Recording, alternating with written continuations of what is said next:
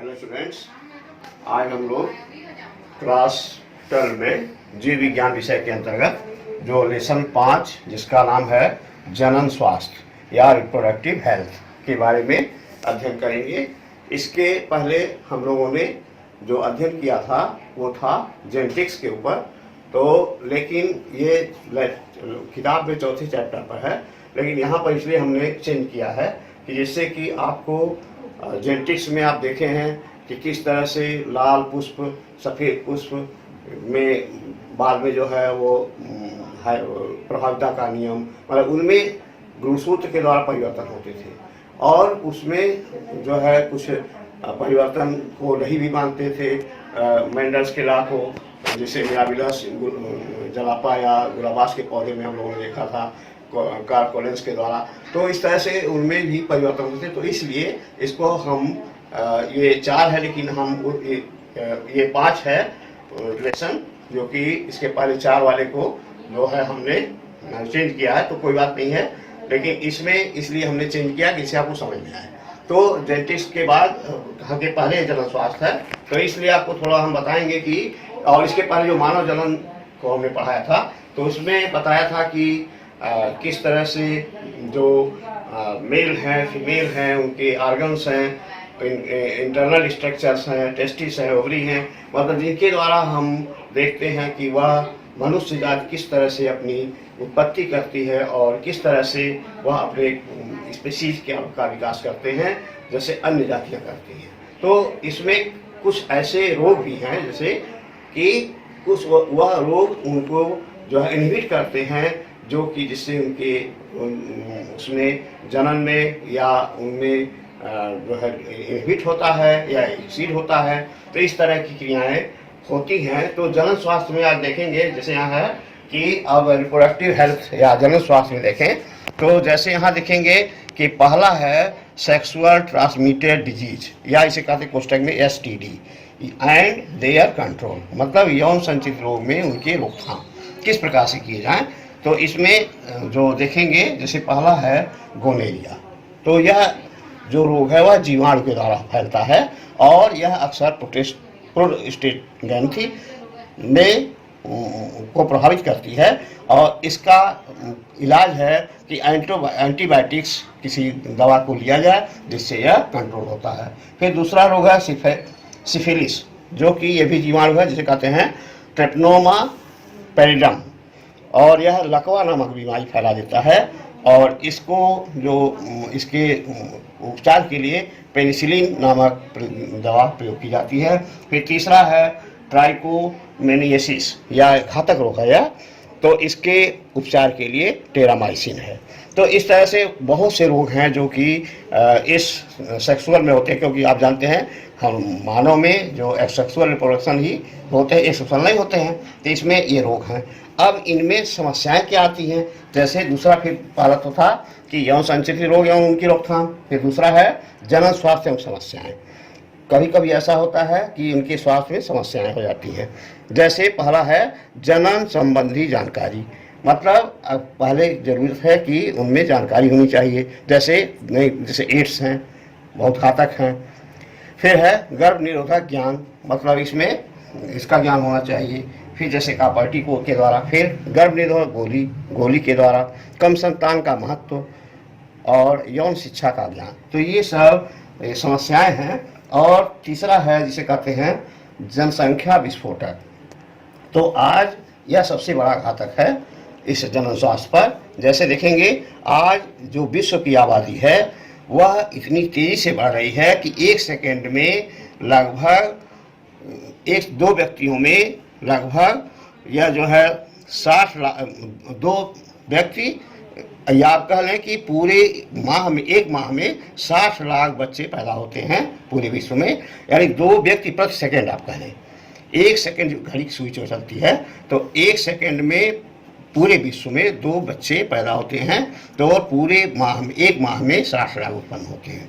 तो इस तरह का डाटा आप देखेंगे, जैसे यहाँ पर देखें पूरे विश्व की आबादी, तो हम जैसे अगर देखेंगे सन 1660 से थोड़ा आंकड़ा दिया गया है कि वर्ष है, आबादी है, तो सन 1600 में 50 करोड़ आबादी थी।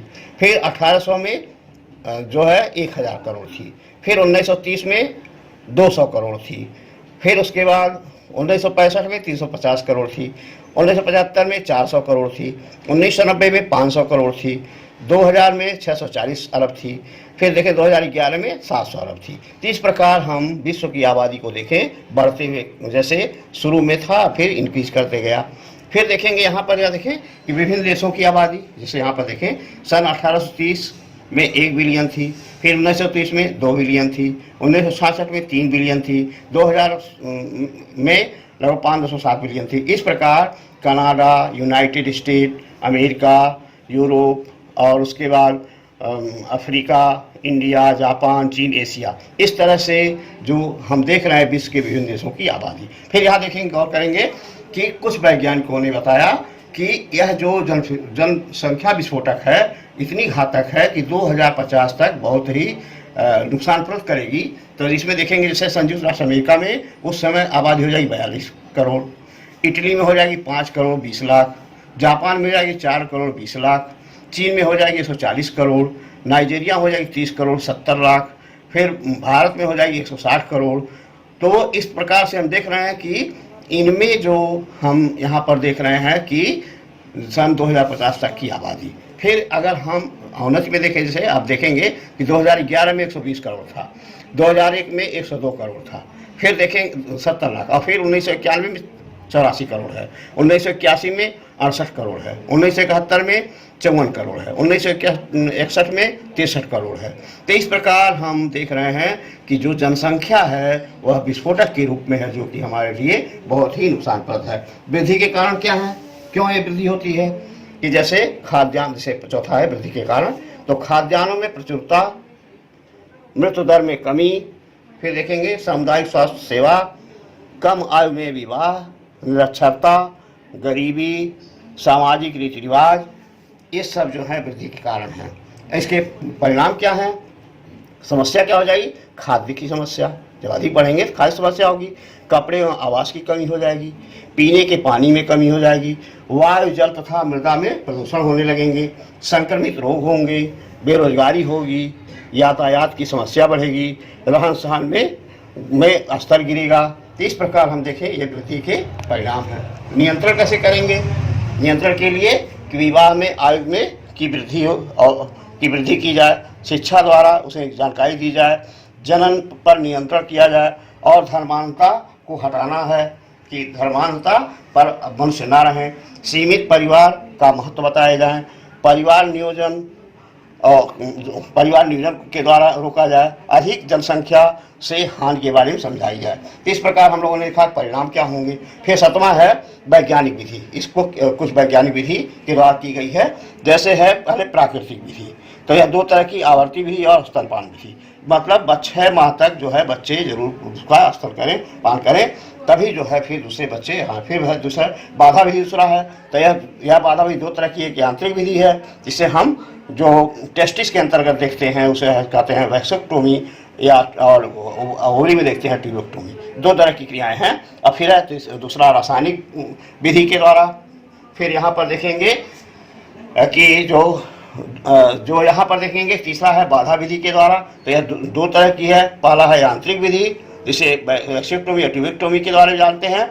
फिर यहाँ पर देखेंगे, हाँ फिर आजकल जो कुछ रोका जा रहा है, जिसे हम कहते हैं सहेडी के या प्रेविन की गोली के द्वारा, या पुलेस्टान में क्या होता है उनके कैप्सूल के द्वारा। फिर या गर्भ निरोधन की अस्थायी उपाय क्या है, वही ट्यूबेक्टोमी या वैक्सेक्टोमी। तो यह या जो है कुछ लोग आजकल क्या कर रहे हैं कि भ्रूण हत्या के द्वारा, जैसे हरियाणा और राजस्थान में ज़्यादा भ्रूण हत्या हो रही है। तो इस प्रकार, और 8वां क्या है जो बंधता है, इनफर्टिलिटी। इसमें क्या है, इसमें एक प्रौद्योगिकी है जिसे कहते हैं सहायक जन्म प्रौद्योगिकी। तो इसमें कुछ ऐसे प्रौद्योगिकी के द्वारा हटाए, जैसे IVF है, इसके कहते हैं IVF का इन वाइट्रो फर्टिलाइजेशन। और फिर GIFT है जिसे कहते हैं gamete intra fallopian transfer, GIFT है जाइगोट इंट्रा फैलोपियन ट्रांसफ़र। फिर ICST है इंट्रासाइटोप्लाज्मिक स्पर्म इंजेक्शन। फिर AITT है जिसे कहते हैं आर्टिफिशियल इंसेमिनेशन टेक्निक। फिर तो ये सब जो टेक्निक है, चाहे IVF की या ETTT है, या जो भी टेक्निकें दिए गए हैं तकनीक से, तो इस प्रकार यह जो हम देखें कि यहाँ तक जो जन स्वास्थ्य है जिसके बारे में जनसंख्या विस्फोटक ना हो, इसे रोका भी जाए और जिससे कि हमारे उसमें जो आवास की कमी या खाद्यान्न की कमी ना होने पाए और तथा विस्फोटक जनसंख्या ना हो, इस आधार पर जनन स्वास्थ्य जो कि रिप्रोडक्टिव हेल्थ के बारे में पढ़ना आवश्यक है। नेक्स्ट लेसन में हम पढ़ेंगे वंशागति के आदि का आधार। जो thank you, have a nice day.